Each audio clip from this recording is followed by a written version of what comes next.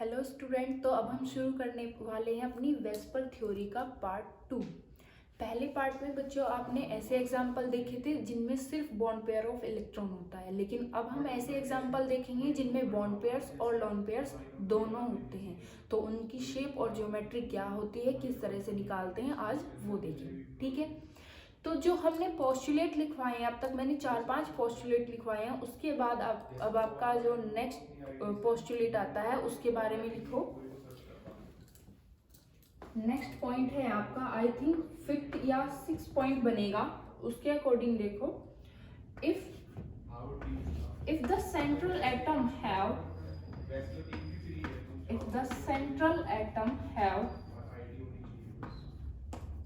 only both lone pairs and bond pairs,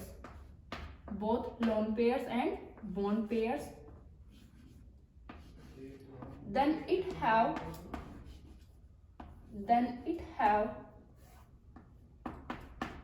irregular geometry and shape. Irregular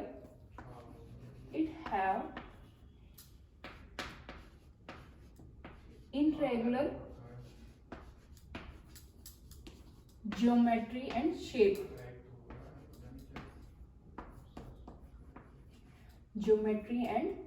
या आप ऐसे भी बोल सकते हो कि उसकी जो ज्योमेट्री और शेप होगी वो डिस्टॉर्टेड होगी। ओके। तो ये है हमारा नेक्स्ट पोस्टुलेट। अब इसके अकॉर्डिंग ही हम आगे लीड करेंगे। तो अब मैं आप लोगों को कुछ ऐसे एग्जाम्पल दिखाती हूँ जिनमें ये दोनों होते हैं। जैसे हम सबसे पहले अपना एग्जाम्पल ले लेते हैं अमोनिया।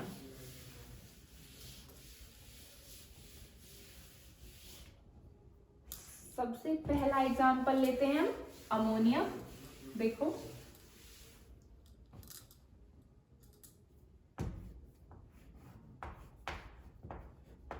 इलेक्ट्रॉनिक कन्फिगरेशन करते हैं नाइट्रोजन का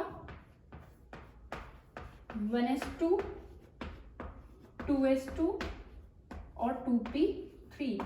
तो इसके पास 5 वैलेंस इलेक्ट्रॉन होते हैं। तो Z की वैल्यू काउंट करते हैं हम, half into valence electron 5 plus. अब देखो इसके पास कोई पॉजिटिव या नेगेटिव चार्ज तो है नहीं, लेकिन मोनोवैलेंट एटम है। कितने हैं? 3। तो 5 + 3 = 8, 8/2 = 4। तो यहाँ से Z की वैल्यू आ गई है हमारी 4। और जब बच्चों आपको पता है जब Z की वैल्यू 4 होती है तो कौन सी हाइब्रिडाइजेशन होती है हमारी? sp3 हाइब्रिडाइजेशन होती है। sp3 hybridization. sp3 हाइब्रिडाइजेशन में कौन सी स्ट्रक्चर होती है? टेट्राहेड्रल। लेकिन उससे पहले हम इसके बॉन्ड पेयर और लोन पेयर काउंट करते हैं। तो देखो, अगर मैं बॉन्ड पेयर की बात करूं तो कितने सराउंडिंग एटम है? 3। तो बॉन्ड पेयर्स भी हमारे कितने हो जाएंगे? 3 हो जाएंगे। अब लोन पेयर्स निकालते हैं। जब Z की वैल्यू तो 4 है और बॉन्ड पेयर्स की वैल्यू 3 है, तो इस बार अब कुछ ना कुछ वैल्यू आने वाली है लोन पेयर की। तो अपना फॉर्मूला रखते हैं, Z = lone pairs plus bond pairs. ठीक है। अगर बच्चों आप लोगों ने पहली वीडियो नहीं देखी है, आप डायरेक्ट सेकंड वीडियो पे आए हो, तो अभी के अभी बंद कर दो, पहले जाके फर्स्ट वीडियो देखो, तब ये आपको समझ में आएगी, अदरवाइज समझ में नहीं आएगी। ठीक है। तो Z = अपना फॉर्मूला रख दिया हमने, lone pair plus bond pair. Z की वैल्यू है 4 = lone pair plus bond pair की वैल्यू कितनी है? 3। तो यहाँ से अपना लोन पेयर निकाल दो। 4 - 3 = क्या आ जाएगा? 1। तो दैट मीन्स यहाँ जो हमारा ये जो मॉलिक्यूल है इसमें एक लोन पेयर प्रेजेंट होगा। अब sp3 की जो शेप होती है, वो ज्योमेट्री होती है, वो होती है टेट्राहेड्रल। निकालते हैं। मुझे थोड़ा सा स्पेस चाहिए, बस मैं यहाँ पे लिख देती हूँ। Z की वैल्यू 4 है, दैट मीन्स sp3 हाइब्रिडाइजेशन है। तो देखो इस तरह से होगी इसकी ज्योमेट्री। 3 नाइट्रोजन एक नाइट्रोजन से 3 हाइड्रोजन एटम इस तरह से अटैच होंगे और एक लोन पेयर यहाँ पे प्रेजेंट होगा। अब देखो, अगर ज्योमेट्री की बात करो तो बन गई ना टेट्राहेड्रल अपनी, ये देखो। ठीक है। बट जो हमारी शेप होती है वो लोन पेयर पे डिपेंड नहीं करती, वो सिर्फ बॉन्ड पेयर्स के थ्रू निकलती है। तो ज्योमेट्री अगर मैं लिखूं इसकी तो टेट्राहेड्रल, एक सेकेंड मैं इसे रफ कर देती हूँ, यहाँ पे लिख लूँ।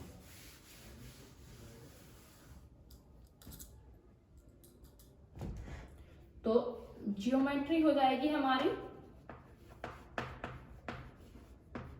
टेट्राहेड्रल,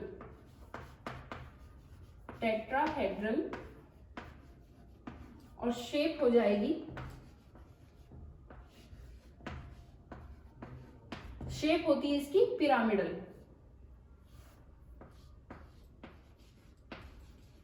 शेप होती है इसकी पिरामिडल। ओके, अब एंगल की बात करते हैं हम। तो देखो बच्चों, ये हमारा लोन पेयर है, और यहाँ पे एक ध्यान देने वाली बात है, जो लोन पेयर और बॉन्ड पेयर के बीच जो रिपल्शन होता है वो थोड़ा ज्यादा होता है। दैट मीन्स जो लोन पेयर और लोन पेयर होते हैं उनके बीच रिपल्शन सबसे ज्यादा होता है। उसकी वजह से ये क्या काम करते हैं, जो लोन पेयर्स होते हैं ये इन बॉन्ड्स पेयर को थोड़ा नीचे की तरफ झुका देते हैं, इन्हें अपने से खुद से रिपेल कर देते हैं, जिसकी वजह से अब ये एंगल थोड़ा घट जाता है। एक्चुअल में जो हमारा टेट्राहेड्रल ज्योमेट्री होती है उसमें होना चाहिए 109 डिग्री 28 मिनट का एंगल होना चाहिए, लेकिन यहाँ पे लोन पेयर्स होने की वजह से ये एंगल थोड़ा कम हो गया है, और अब ये एंगल होगा हमारा 107 डिग्री। दैट मीन्स ये जो लोन पेयर है इन्होंने क्या किया है, ये जो बॉन्ड्स है इन्हें थोड़ा सा नीचे की तरफ को झुका दिया है, मतलब खुद से दूर कर दिया है, रिपेल कर दिया है, जिसकी वजह से ये एंगल अब कम हो गया है। तो अगर मैं इसकी स्ट्रक्चर की बात करूं तो कुछ इस टाइप की होती है। ये है हमारा अमोनिया की स्ट्रक्चर, जिसमें क्या है, ऊपर की तरफ ये लोन पेयर लगे हुए हैं और नीचे की तरफ 3 हाइड्रोजन अटैच है। जैसे ये लोन पेयर आते हैं, ये लोन पेयर इन बॉन्ड्स को नीचे की तरफ झुका देते हैं, जिसकी वजह से एंगल जो है थोड़ा कम हो जाता है, 2 डिग्री से डिक्रीज हो जाता है। अच्छा, अब क्या हुआ, ये ऐसा हो क्यों रहा है, ये जो लोन पेयर्स है हमारे, ये बॉन्ड पेयर को रिपेल क्यों कर रहे हैं। तो देखो, हाँ, अभी एक चीज और देखो, ज्योमेट्री तो आप देख पा रहे होगे चारों तरफ सेम ही है, तो ये हमारी टेट्राहेड्रल है। लेकिन अगर मैं शेप की बात करूं तो शेप में हम क्या करते हैं, लोन पेयर्स को काउंट नहीं करते, वो सिर्फ बॉन्ड पेयर के थ्रू होती। तो देखो, अगर मैं इस तरह से देखूं, ये लोन पेयर्स को छुपा लूं, तो देखो एक पिरामिड के जैसी शेप बन रही है ना, इसीलिए इसकी शेप कौन सी हो जाती है बच्चों, पिरामिडल। ठीक है, अब अगर मैं रिपल्शन की बात करूं, कहाँ ज्यादा होता है कहाँ कम होता है, तो आप इस चीज को नोट करके लिख लेना, या जहां पे आपने जो अपना ये पोस्टुलेट लिखा है वहीं पे लिख लेना।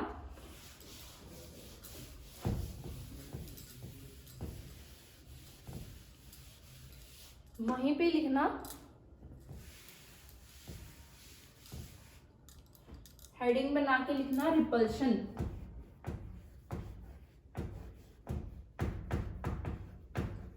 रिपल्शन, जो लोन पेयर और लोन पेयर होते हैं उनके बीच में रिपल्शन सबसे ज्यादा होता है। फिर जो लोन पेयर और बॉन्ड पेयर होते हैं उनके बीच रिपल्शन कम होता है, और जो बॉन्ड पेयर और बॉन्ड पेयर होते हैं उनके बीच रिपल्शन सबसे कम होता है, बॉन्ड पेयर और बॉन्ड पेयर के बीच। ठीक है, तो ये चीज याद रखनी है। इसे यूज कैसे करना है ये मैं अभी बताती हूँ आपको अपने नेक्स्ट एग्जाम्पल में। ठीक है, अब हमारा नेक्स्ट एग्जाम्पल शुरू करते हैं, वाटर।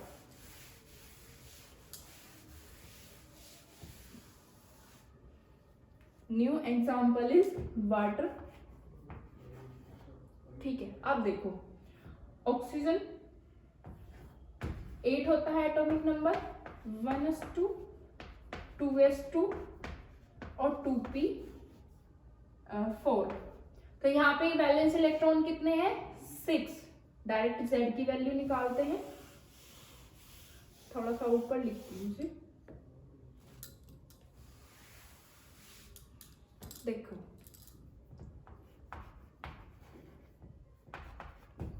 Z की वैल्यू काउंट करते हैं, हाफ इंटू वैलेंस इलेक्ट्रॉन कितने हैं इसके पास, 6, प्लस पॉजिटिव और नेगेटिव चार्ज नहीं है, मोनोवैलेंट एटम है 2, तो 6 + 2 8, 8/2 = 4। तो यहाँ पे भी Z की वैल्यू क्या आ रही है 4, तो हाइब्रिडाइजेशन कौन सी हो जाएगी sp3, दैट मीन्स इस बार भी टेट्राहेड्रल ज्योमेट्री होगी। ठीक है, बॉन्ड पेयर्स देखते हैं। सराउंडिंग एटम कितने हैं, सिर्फ 2 हैं, तो बॉन्ड पेयर भी 2 होंगे। लोन पेयर कितने होंगे बच्चों, लोन पेयर के लिए डायरेक्ट रख दो Z माइनस बॉन्ड पेयर, तो Z की वैल्यू कितनी है 4 माइनस बॉन्ड पेयर 2, तो यहाँ से हमारे लोन पेयर आ जाएंगे 2। तो यहाँ पे 2 ही लोन पेयर है और 2 ही हमारे बॉन्ड पेयर है। ठीक है, तो निकालो ज्योमेट्री कौन सी बनेगी, sp3 में कौन सी होती है टेट्राहेड्रल। तो देखो इस तरह से होता है,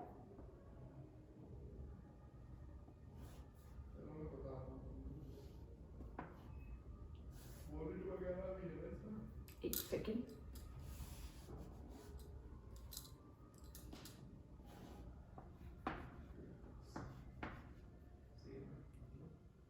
एक लोन पेयर यहाँ पे और एक लोन पेयर यहाँ पे।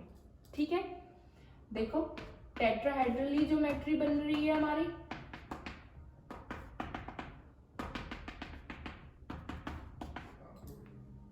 ओके, अब जो मैं कह रही हूँ कि जो ये जो एंगल होता है, अब ये वाला जो एंगल है ये और भी कम हो गया। आइडियल एंगल क्या होता है 109 डिग्री 28 मिनट होता है, जो आइडियल एंगल होता है टेट्राहेड्रल में, लेकिन ये वाला जो एंगल होगा ये 104.5 डिग्री होगा, 104.5 डिग्री का ये एंगल होगा।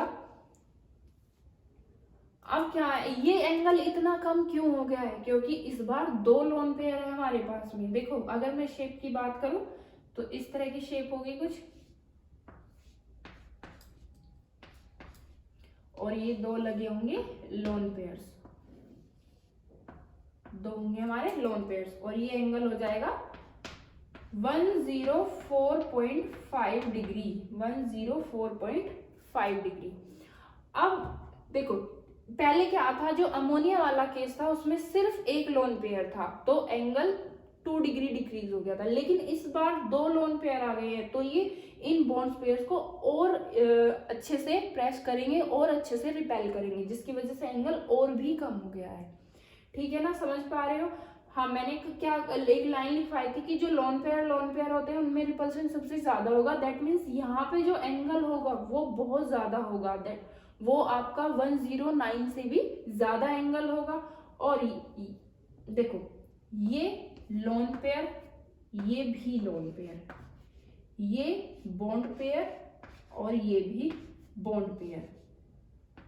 ठीक है, तो अब अगर मैं रिपल्शन की बात करूं तो यहाँ पे रिपल्शन होगा लोन पेयर का जो सबसे ज्यादा होता है, यहाँ पे रिपल्शन इन दोनों के बीच में होगा लोन पेयर और बॉन्ड पेयर का जो इन दोनों के बीच से कम होगा, और यहाँ पे जो रिपल्शन होगा वो होगा बॉन्ड पेयर का जो सबसे ही कम होगा। ऐसे यहाँ पे लोन पेयर और बॉन्ड पेयर का रिपल्शन होगा जो लोन पेयर से तो कम होगा, लेकिन बॉन्ड पेयर से ज्यादा होगा।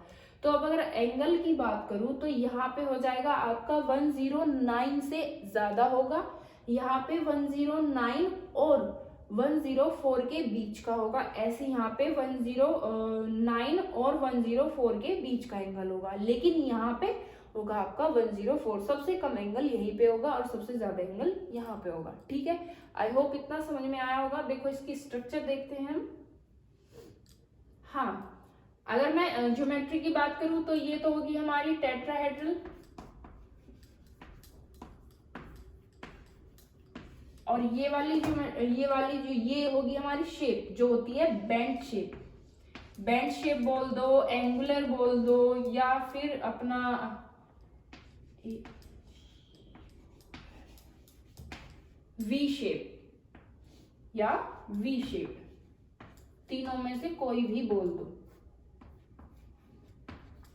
बेंट शेप बोल दो, एंगुलर शेप बोल दो या वी शेप बोल दो। ठीक है, अब देखो इसकी एक्चुअल में स्ट्रक्चर कैसी होती है, ये देखो बच्चों।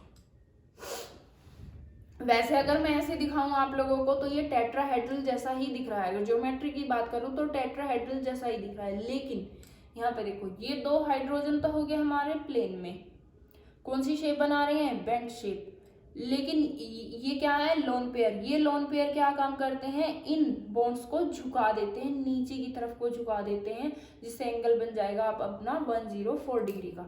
अगर मैं इन्हें छुपा लूँ, इन लोन पेयर्स को छुपा लूँ, तो अब शेप कौन सी बन रही है, हमारा उल्टा वी बन रहा है ना। ऐसे देखो, ऐसे देखो बच्चों, वी बन रहा है ना, वी। तो ये होती है वी शेप्ड, या इसे बोल देते हैं बैंड शेप्ड या एंगुलर शेप के। इस टाइप का होता है हमारा ऑक्सीजन, वो वाटर मॉलिक्यूल। ठीक है, अब आगे चलते हैं अपना नेक्स्ट एग्जाम्पल।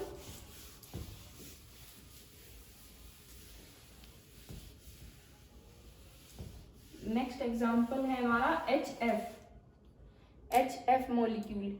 HF और HCl की एक जैसी शेप होती है, आप कोई सा भी एग्जाम्पल देख सकते हो। Okay, the third example is HF। Okay, direct अब मैं Z की वैल्यू डायरेक्ट निकालूंगी, number of hybrid atom half into valence electron कितने हैं इसके फ्लोरीन के पास में, 7, प्लस एक मोनोवैलेंट एटम है तो 7 + 1 8 और 8/2 = 4। तो यहाँ पे भी हमारी Z की वैल्यू क्या आ रही है, 4 आ रही है। That means sp3 hybridization. sp3 hybridization structure अभी भी ज्योमेट्री अभी भी टेट्राहेड्रल ही होने वाली है। पहले देखते हैं हम अपने इसके बॉन्ड पेयर और लोन पेयर। बॉन्ड पेयर कितने हैं यहाँ पे, एक ही एटम अटैच है, एक ही एटम अटैच है तो बॉन्ड पेयर हो जाएगा ओनली 1। अब लोन पेयर काउंट करते हैं तो Z minus bond pair, Z की वैल्यू कितनी आई है, 4, 4 - 1 = 3। तो इस बार हमारे पास लोन पेयर कितने होंगे, 3 होंगे। ओके, जब 3 लोन पेयर होंगे, पहले तो हम ज्योमेट्री बनाते हैं इसकी। मैं थोड़ा इधर को लिखती हूँ ताकि मुझे ज्यादा स्पेस मिले। लोन पेयर की वैल्यू क्या आ गई हमारी, 4 - 1 = 3। ठीक है, अब देखो जो ज्योमेट्री होगी वो हमारा, जैसे ये फ्लोरीन है, से एक हाइड्रोजन अटैच होगा, बाकी 3 पोजीशन पे हो जाएंगे लोन पेयर ऑफ इलेक्ट्रॉन।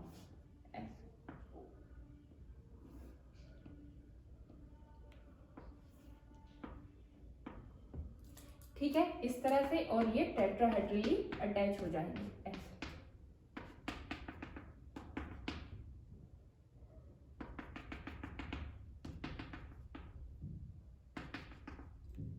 ये ओके। अब देखो, अब इनमें एंगल तो कुछ होगा ही नहीं। अब देखो, ये फ्लोरीन और हाइड्रोजन है, अगर मैं इन्हें सिंपली लिखूं तो ऐसे है ना, फ्लोरीन और हाइड्रोजन, तो एंगल तो इनके बीच कुछ भी नहीं होगा। लेकिन ज्योमेट्री और शेप देख लेते हैं हम इसकी। इसकी ज्योमेट्री क्या होगी, वही अपना पहले वाला ही, टेट्राहेड्रल। और शेप कौन सी हो जाएगी, लीनियर शेप हो जाएगी हमारी इसकी, लीनियर। ठीक है, तो ये हमारे 3 एग्जाम्पल मैंने आपको समझाए हैं अपने, जिनमें बॉन्ड पेयर भी होता है और लोन पेयर भी होता है। अब ये ना थोड़ा सा कंफ्यूजिंग लग रहा होगा आप लोगों को कि सबकी वो टेट्राहेड्रल है, कुछ कुछ चल रहा है। तो मैं ना इन्हें एक टेबल बना के दिखाती हूँ आप लोगों को, वहां से आपका कंफ्यूजन क्लियर हो जाएगा। देखो,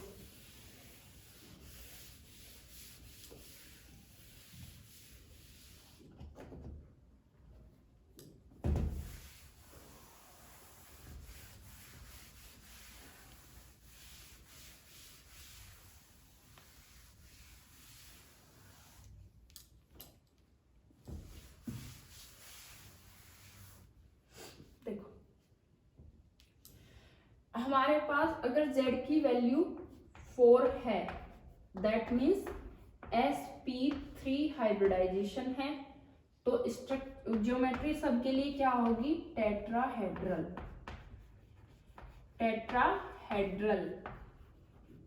ओके, इतनी बात ठीक है। नंबर ऑफ हाइब्रिड एटम 4 है, तो हाइब्रिडाइजेशन sp3 होगी और ज्योमेट्री होगी टेट्राहेड्रल। अब वहां पे अगर अलग अलग बॉन्ड पेयर और लोन पेयर हो तो कहानी क्या होगी, यहाँ पे ये बॉन्ड पेयर ये लोन पेयर। ठीक है, अब अगर हमारे पास बॉन्ड पेयर हो 4 और लोन पेयर हो 0, ठीक है, तो ज्योमेट्री और शेप सेम हो जाएगी। क्या बताया था मैंने, अगर लोन पेयर 0 हो तो ज्योमेट्री और शेप सेम होती है। इसका एग्जाम्पल देखते हैं हम। इसके लिए क्या होगा हमारा CH4, ठीक है। एंगल कितना होगा, एंगल होगा इसके लिए 109 डिग्री 28 मिनट, ठीक है। अगर बॉन्ड पेयर 4 हो, लोन पेयर 0 हो, तो वही ज्योमेट्री और शेप सेम होगी, जो कि होगी टेट्राहेड्रल, और उसके लिए एग्जांपल हो जाएगा हमारा CH4, और उसमें एंगल होगा 109 डिग्री 28 मिनट। अगर बॉन्ड पेयर, Z की वैल्यू अभी भी 4 है, अगर बॉन्ड पेयर हो 3 और लोन पेयर हो 1, तो उसके लिए एग्जाम्पल होगा अमोनिया। अभी अभी कराया है, थोड़ा सा ऊपर को लिखती हूँ ताकि सारे एग्जाम्पल यहीं पे आ जाए। बॉन्ड पेयर 3 और लोन पेयर 1, तो एग्जाम्पल हो जाएगा अमोनिया। अभी अभी कराया है।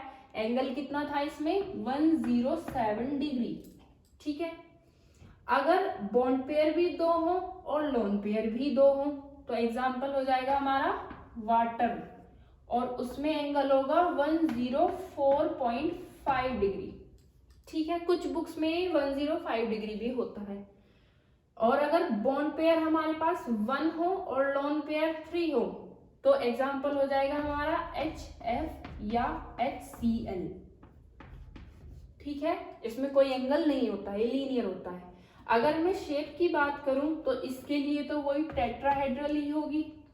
इसके लिए क्या होगी, एंगुलर, यहां पे लिख लो शेप।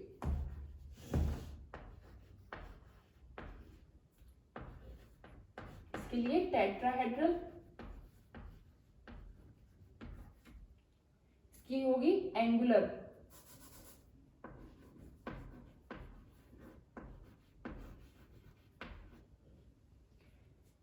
अरे एक सेकेंड, पिरामिडल होती है अमोनिया की, तो एंगुलर तो इसकी होगी वाटर की। अमोनिया की कौन सी होती है, पिरामिडल।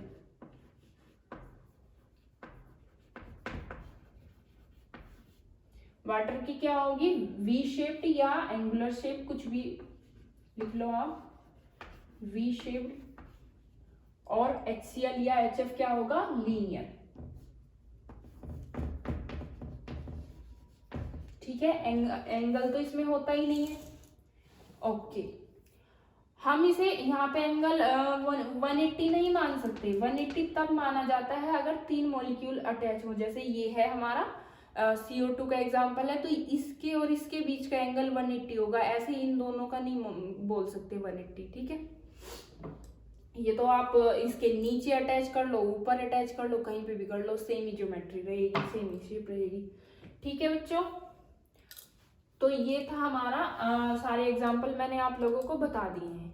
अगर Z की वैल्यू 4 है तो ये कंडीशन हमारी हो सकती है, और ये एग्जाम्पल हो सकते हैं। इसके अलावा 1-2 एग्जाम्पल और देख लेते हैं, बाकी एग्जाम्पल हम डिस्कस करेंगे अपने बेंट रूल में। कुछ उसके लिए भी तो छोड़ दो। ओके,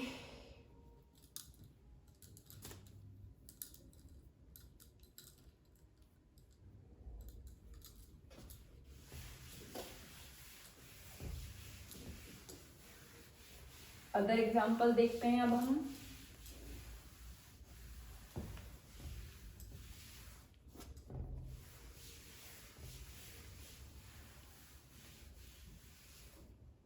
जैसे एक एग्जाम्पल था हमारा XeOF2, इसे देखते हैं बच्चों, इसे डिस्कस करते हैं। तो निकालिए डायरेक्ट Z की value, half into valence electron कितने हैं हमारे पास। जो जीनोन होता है ये एक इनर्ट गैस है जिसमें वैलेंस इलेक्ट्रॉन होते हैं 8। जितने भी इनर्ट गैसेस होती है उनमें 8 ही होते हैं वैलेंस इलेक्ट्रॉन। प्लस चार्ज तो कुछ भी नहीं है, लेकिन मोनोवैलेंट एटम है, कितने हैं 2। तो 8 प्लस 2 10 और 10/2 इज इक्वल टू 5। तो यहाँ पे हमारी z की वैल्यू 5 आ रही है। अगर z की वैल्यू 5 होती है तो कौन सी हाइब्रिडाइजेशन होती है? sp3d। sp3d हाइब्रिडाइजेशन होती है हमारे यहाँ पे। और कौन सी शेप हो जाती है यहाँ पे? आप यहाँ पे शेप हो जाएगी आपकी trigonal planar. Trigonal planar shape हो जाती है। ठीक है, तो देखो कैसे होगा। हाँ, पहले निकालते हैं इसके लोन पेयर्स और बॉन्ड पेयर्स। तो पहले बॉन्ड पेयर्स निकालते हैं। सराउंडिंग एटम कितने हैं यहाँ पे? 1 2 और 3 सराउंडिंग एटम है। ठीक है, लोन पेयर काउंट करो। z की वैल्यू 5 है और बॉन्ड पेयर 3 है। तो यहाँ पे 5 माइनस 3 इज इक्वल टू 2। तो लोन पेयर 2 है और बॉन्ड पेयर 3 है। तो देखो अब कैसे होगा। ये हमारा Xe, ठीक है, इससे डबल बॉन्डेड ऑक्सीजन एटम ऐसे, 2 फ्लोरीन एटम ऐसे, ये ट्राइगोनल शेप बनाते हैं।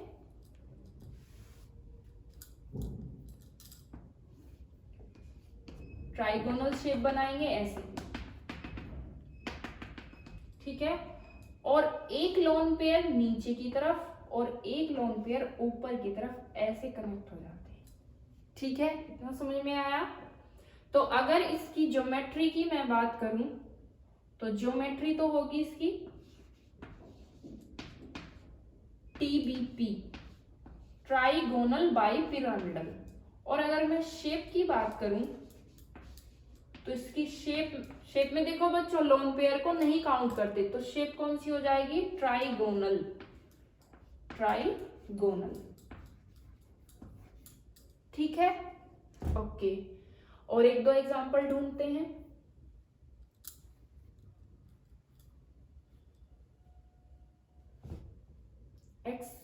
एक होता है XeO2F2। देखते हैं।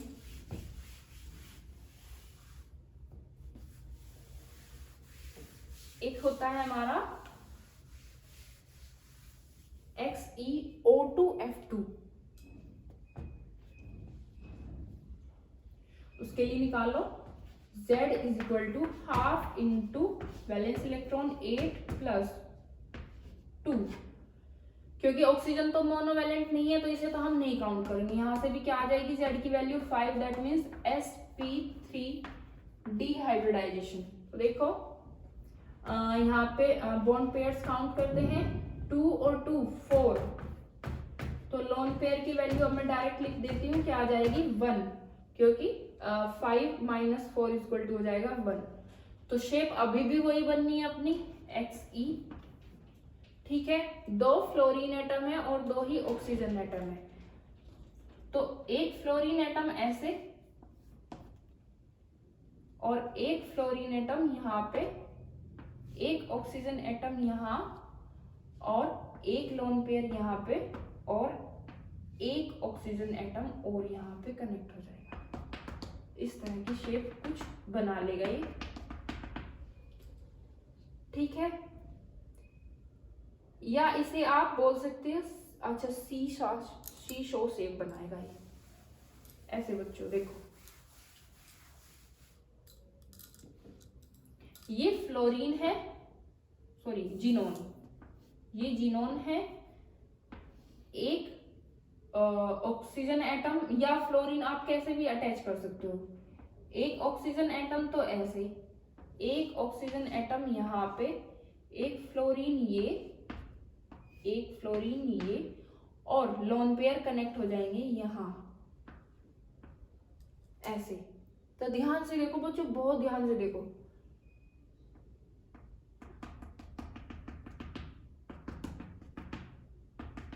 या मैं तो कौन सी शेप बन रही है? ये कौन सी शेप बन के आ रही है? ट्राइगोनल। और दोनों ऊपर नीचे पिरामिडल है, तो ज्योमेट्री कौन सी बन जाएगी इस बार भी? टीबीपी ज्योमेट्री होगी। और अगर शेप की बात करूं तो शेप में हम लोन पेयर को काउंट नहीं करते, तो ये शेप होती है हमारी सी शीशो,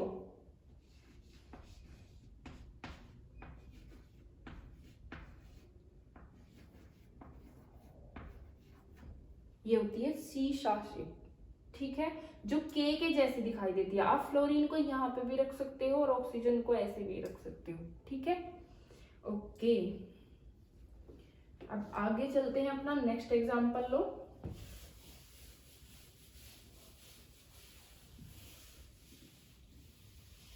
एक होता है बच्चों XeOF4,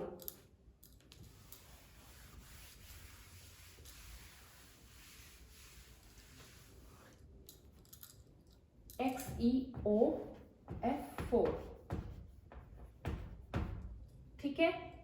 निकालो फिर से वही, Z is equal to half into 8 plus, इस बार मोनोवेलेंट एटम कितने हैं 4, तो 8 प्लस 4 इज इक्वल टू 12/2 यानी कि 6, Z की वैल्यू आ गई 6। और जब Z की वैल्यू 6 होती है तो हाइब्रिडाइजेशन होती है sp3d2 हाइब्रिडाइजेशन होगी, एक s3p और 2d ऑर्बिटल, टोटल कितने हाइब्रिड ऑर्बिटल हो गए 6।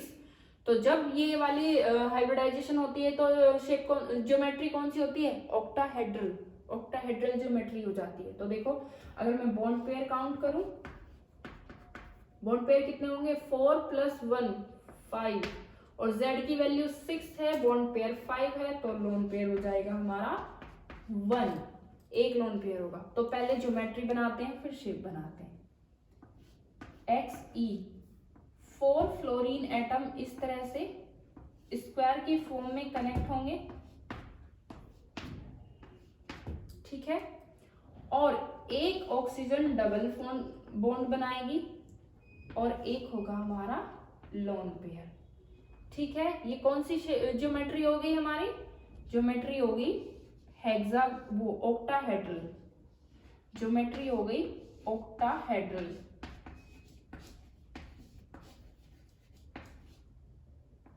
DRAL।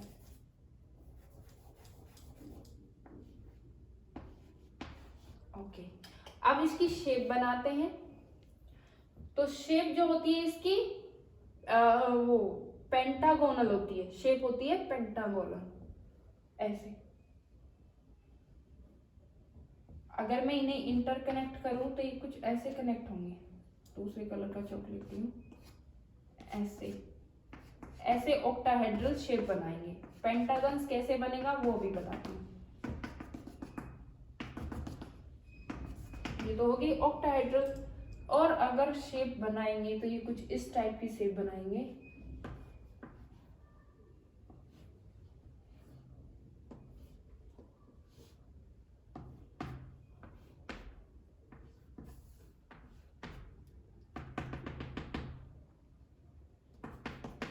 ये चारों कनेक्ट होंगे एक दूसरे से, स्क्वायर की फॉर्म बना लेंगे और एक डबल बॉन्ड के थ्रू ऑक्सीजन कनेक्ट होगी ऐसे, और वो इन चारों के साथ कनेक्ट होगी, ठीक है, जिसे बोलते हैं हम pentagonal.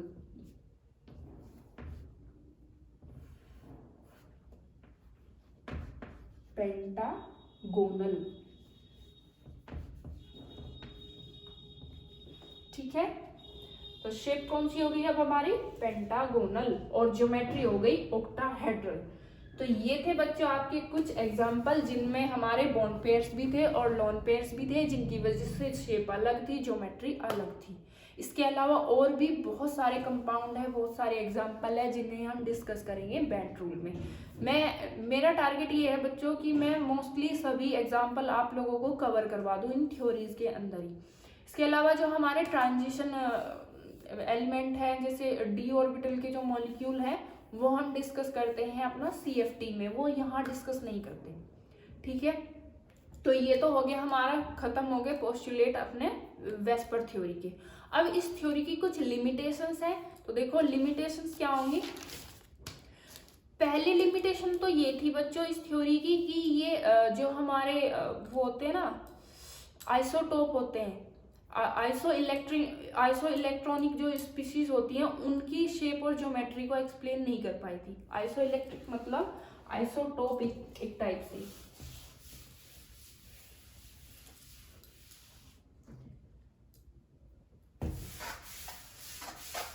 Iso electric that means जैसे H2 positive, H2 negative, H2 इस टाइप से, इस टाइप के आइसोटोप की ज्योमेट्री को ये या शेप को नहीं एक्सप्लेन कर पाई थी।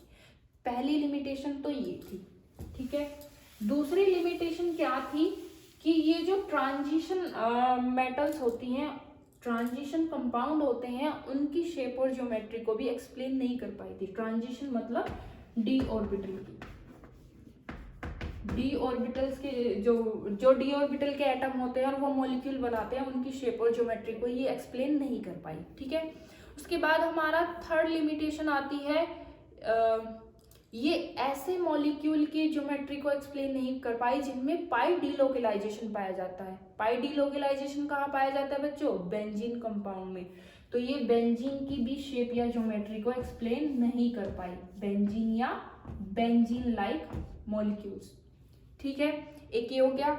फिर ये जो थ्योरी थी ये क्वांटम बेस्ड नहीं थी, क्वांटम बेस्ड नहीं थी, इसका मतलब कोई वैल्यू नहीं थी इसकी कि जैसे कोई मैथमेटिकल वैल्यू निकाल देते हैं, वो इस टाइप की वैल्यू नहीं थी इसकी। ये अपना एक प्रैक्टिकल बेस्ड थ्योरी थी, ठीक है।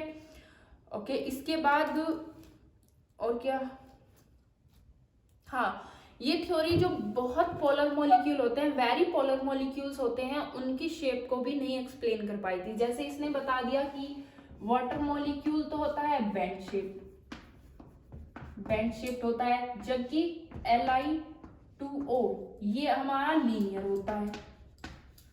तो ये इस चीज को एक्सप्लेन नहीं कर पाई थी। इसने वाटर का तो बता दिया था कि ये बेंट होता है, लेकिन Li2 लीनियर होता है, ये इस चीज को एक्सप्लेन नहीं कर पाई थी। तो यहाँ पे भी ये थ्योरी फेल हो गई थी। दूसरा, ये जो अब हमारा जो लास्ट इसका जो लिमिटेशन है वो ये थी कि ये कंपाउंड के प्रॉपर्टी को नहीं एक्सप्लेन कर पाई, like magnetic property, chemical behaviour, physical property और इलेक्ट्रॉनिक बिहेवियर। तो इन सब चीज़ों को भी ये थ्योरी एक्सप्लेन नहीं कर पाई, जिसकी वजह से ये फेल हो गई थी। तो उसके बाद आई हमारी CFT, जिसने बहुत सारी चीज़ों को इसमें कवर अप किया, साथ में बेंट रूल ने भी कुछ चीज़ों को कवर अप किया, और फिर लास्ट में जो हमारा प्रॉपर्टीज़ को एक्सप्लेन करने के लिए आई हमारी MOT। वहाँ से बहुत सारी चीज़ें हमारी एक्सप्लेन हो जाती हैं, ठीक है। तो आज की वीडियो हम यही ख़त्म कर रहे हैं अपना। अच्छा बच्चों, मुझे आप लोगों से एक बात बोलनी थी कि मैं बहुत मेहनत करती हूँ वीडियो बनाने के लिए, बहुत देर तक एडिटिंग करनी पड़ती है, बहुत सारी चीज़ें अपनी तैयार करनी पड़ती हैं, नोट्स हिंदी इंग्लिश दोनों में प्रोवाइड कर रही हूँ। उसके बाद भी व्यूअर्स तो बहुत आते हैं, लेकिन आप लोग सब्सक्राइब ही नहीं करते। मैं बोलती नहीं तो आप करते ही नहीं हो, ये गलत बात है ना। ओके, तो इसके साथ मैं ये वीडियो यहीं पे ख़त्म करती हूँ। Thank you so much.